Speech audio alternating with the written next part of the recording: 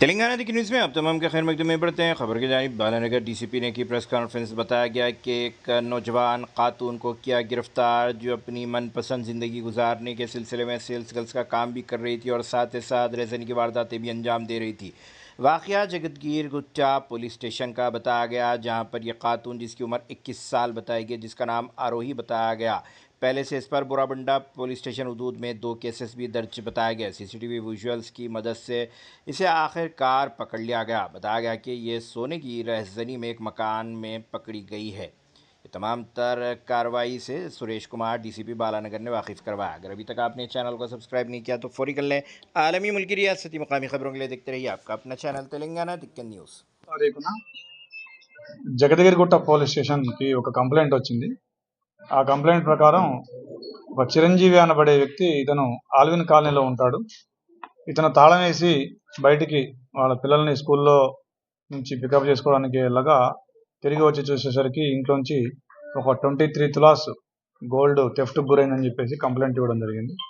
ఆ కంప్లైంట్ తీసుకున్నాక police team SHO Jagadgirigutta, DI Jagadgirigutta and CCS inspector Ravi and all the team వీళ్ళందరూ కూడా వివిధ రకాలైనటువంటి సాంకేతిక ఆధారాలని పరిశీలించి రియల్ కల్ప్రిట్ ఆర్ అఫెండర్ని పట్టుకోవడం జరిగింది.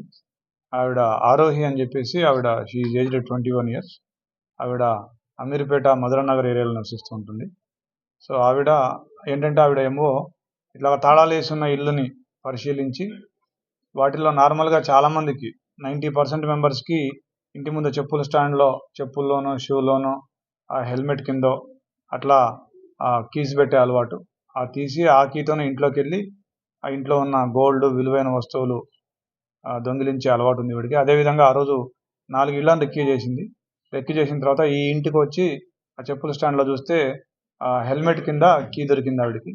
ఆ కీ తీసుకొని ఇంట్లోకి ఎంటర్ అయ్యి ఆ ఇంట్లో ఉన్న గోల్డ్ తీసుకొని వెళ్ళడం జరిగింది. టోటల్గా మనకి ఇచ్చిన కంప్లైంట్ ప్రకారం 23 తులాల గోల్డ్ పోయిందని చెప్పేసి కంప్లైంట్ ఇచ్చినారు. ఇమ్మీడియట్గా వివిధ రకాల సాంకేతిక ఆధారాలను పరిశీలించి ఆవిడ్ని మనం అదుపులోకి తీసుకోవడం జరిగింది.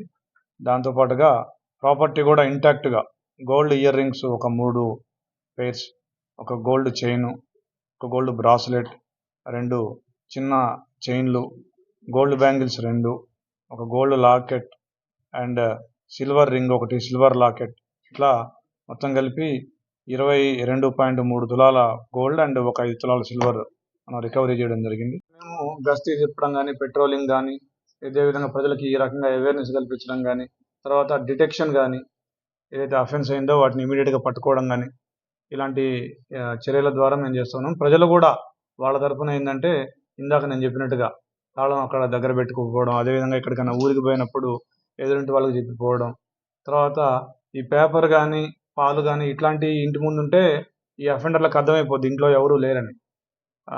ఒక 70 to 80% అఫెండర్లు ఇంట్లో ఇన్మేట్స్ లేనప్పుడే అఫెన్స్ చేస్తూ ఉంటారు. ఎందుకంటే వాళ్ళకి ఎట్లాంటి రిటాలియేషన్ రాదు, వాళ్ళకి ఈజీ, ఒకవేళ ఏదైనా సౌండ్ వచ్చినా ఏదైనా వచ్చినా మనం పట్టుబడే అవకాశాలు తక్కువ ఉంటాయని చెప్పేసి వాళ్ళు ఇంట్లో ఇన్మేట్స్ ఆబ్సెన్స్లోనే చేస్తూ ఉంటారు. కాబట్టి ఇన్మేట్స్ ఆబ్సెన్స్ ఉంది అనేది వాళ్ళకి తెలియకుండా చేయాలి మనం. అంటే ఇన్మేట్స్ ఉన్నారేమో అనేటట్టుగా కొన్ని లైట్లు వేసించడం కావచ్చు, లేదంటే ఇంటి ముందు పాల ప్యాకెట్లు కానీ పేపర్లు కానీ ఇట్లాంటివి ఎక్కువ రోజులు 3 రోజులు 4 రోజులు ఉంటే ఈజీగా అర్థమైపోద్ది చాలా మంది ఊళ్ళకి పోయిన. తప్పకుండా మా సెక్టర్ ఎస్ఐస్ కానీ ఈ కాలనీస్కి వెళ్ళినప్పుడు కానీ కాలనీ మీటింగ్స్ పెట్టి తప్పకుండా చేస్తా ఉన్నాం, అవన్నీ చేస్తాం. ఇప్పటి వరకు అయితే మన పరిశోధనలో కానీ మన ఇన్వెస్టిగేషన్లో అట్లాంటిది ఏమీ తెలియదు. ఈవిడ సింగిల్గానే చేస్తా ఉంది.